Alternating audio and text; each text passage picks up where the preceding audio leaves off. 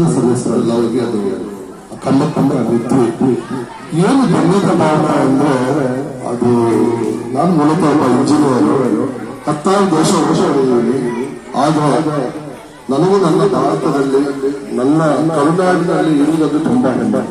ಯಾಕಂದ್ರೆ ಉದ್ಯೋಗ ನಿಮಿತ್ತ ಎಷ್ಟೇ ದೇಶ ಹೋದ್ರು ನಮ್ಮ ದೇಶದ ಬಗ್ಗೆ ಇರುವ ಪ್ರೀತಿ ಈಗ ನಮ್ಮ ತಾಯಿನ ಬಿಟ್ಟು 4 ದಿನ ದೂರ ಹೋಮ್ ಸಿಕ್ ಅಂತೀವಿ.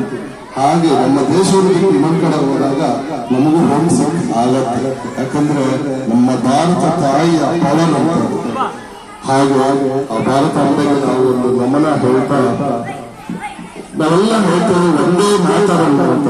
ಒಂದೇ ಮಾತರಂ ಅರ್ಥ ಎಷ್ಟು ಜನ ಗೊತ್ತಿದೆ ಅನ್ನೋದು ಗೊತ್ತಿಲ್ಲ. ಯಾಕಂದ್ರೆ ಈಗಿನ ಶಿಕ್ಷಣಗಳಲ್ಲಿ ಜನಗಣಮನ ಒಂದೇ ಮಾತರಂ ಈ ದೇಶಭಕ್ತಿ ಗೀತೆಗಳನ್ನ ನಾವು ಹೇಳ್ತೀವಿ ಅಂದಾಗ ಅದ್ರ ಅರ್ಥಗಳನ್ನ ನಾವು ಮಕ್ಕಳಿಗೆ ತಿಳಿ ಹೇಳ್ಬೇಕು. ಒಂದೇ ಮಾತರಂ ಅಂದ್ರೆ ನಾವು ತಾಯಿಗೆ ನಮಿಸ್ತೇವೆ ಅಂತ. ನಾವು ಮೊದಲನೇದಾಗಿ ತಾಯಿಗೆ ನಮಸ್ಕರಿಸಿ ನಾವು ಈ ಸಮಾರಂಭವನ್ನ ಶುರು ಮಾಡಿ ಅದು ಶಾಲೆನ ನಾವು ನೋಡಿದಾಗ ನಮ್ಗೆ ಆಶ್ಚರ್ಯ ಆಗಿದೆ. ಏನಂದ್ರೆ ಇದು ಯಾವುದೇ ಒಂದು ಪ್ರೈವೇಟ್ ಸ್ಕೂಲ್ ಕಿಂತ ಕಡಿಮೆ ಇಲ್ಲ. ಯಾಕಂದ್ರೆ ನನ್ನ ಚೆನ್ನೈಯಲ್ಲಿ ಹೇಳ್ತಾ ಇದ್ರು ಇಲ್ಲಿ ನಡೆದ ಸಮಸ್ಯೆಗಳ ಬಗ್ಗೆ ಏನೇ ಬರಲು ಅಂತ. ಅದು ನಾನು ಊರಲ್ಲಿ ನೋಡಿದೆ. ಈ ಊರಿನ ಜನ ಉತ್ತರ ನಗರದ ಜನ ಎಲ್ಲ ಸೇರಿ ಈ ಶಾಲೆ ಉಳಿಸಲು ಎಷ್ಟು ಹೋರಾಟ ಮಾಡಿದ್ರೆ ಆ ಹೋರಾಟನ ನಾವೆಲ್ಲರೂ ಅಂದ್ರೆ ನಾವೊಂದು ಸಂಸ್ಥೆಯಿಂದ ಆಗ್ಬೋದು ಅಥವಾ ನೀವು ಗ್ರಾಮ ಜನತೆ ಆಗ್ಬೋದು ಮಕ್ಕಳುಗಳಾಗ್ಬೋದು ಎಲ್ಲ ನೆನಪಿಟ್ಕೊಳ್ಬೇಕು. ಯಾಕಂದ್ರೆ ಇವರೆಲ್ಲ ಮಾಡಿದ್ರು ನಿಮ್ಮ ಎಜುಕೇಶನ್ ಈ ಮಕ್ಕಳಿಗೆ ಈ ಶಾಲೆ ಉಳಿಯೋದು. ಸೊ ಆ ಒಂದು ವತಿಯಿಂದ ಈ ಶಾಲೆನ ಉಳಿಸಿ ಈ ರೀತಿಯಲ್ಲಿ ಅಭಿವೃದ್ಧಿ ಮಾಡಿರುವ ಇವೆಲ್ಲ ಗಣ್ಯರು ನಮ್ಮ ನಮನಗಳು ಬಾಲ್ಯ ಫೌಂಡೇಶನ್ ವತಿಯಿಂದ ನಾವು ಧನ್ಯವಾದಗಳನ್ನ ಅರ್ಪಿಸ್ತೇವೆ.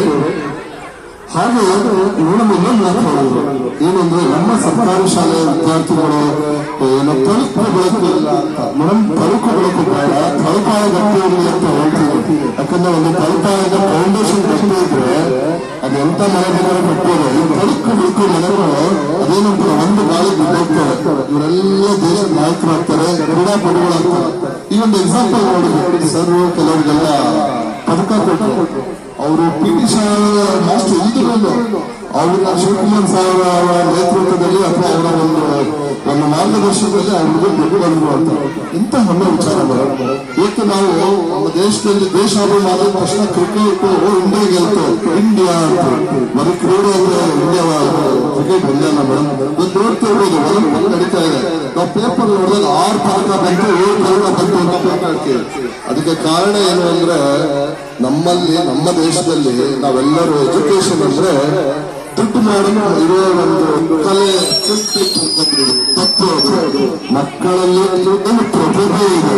ಆ ಪ್ರತಿಭೆನ ಗುರುತಿಸಬೇಕು. ಅದು ನಿಟ್ಟಿನಲ್ಲಿ ಪ್ರೋತ್ಸಾಹ ಮಾಡಿದಾಗ ಆ ಮಕ್ಕಳುಗಳು ನಮ್ಮ ದೇಶದ ಆಸ್ತಿ